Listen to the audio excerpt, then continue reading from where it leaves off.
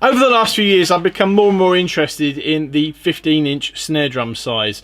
I previously talked about my Kenny Aronoff 15x4 power piccolo up in that corner.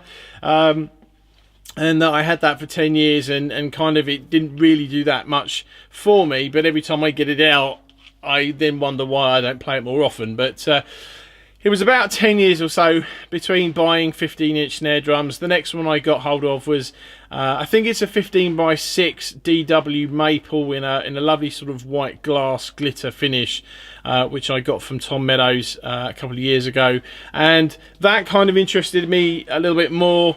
And then in the last sort of 6, 7, 8 months or so, I've managed to get hold of two more. One of which I talked about, which was the Star Reserve 15x8, and then you have this one as well, which is the Pearl.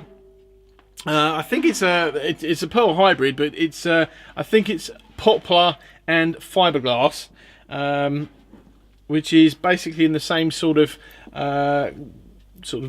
cocoa.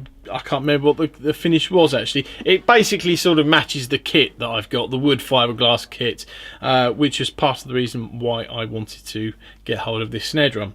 It's a 15x6.5. It's got Pearl super hoops on it.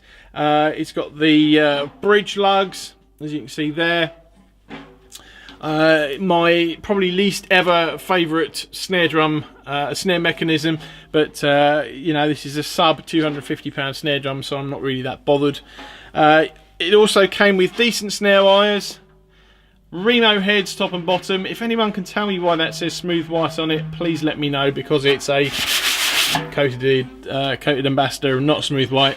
There you go. So, you know, all in all, for a sub £250 snare drum, I think you get quite a lot there for your money, which seems to be more and more the case these days with the lower end snare drums.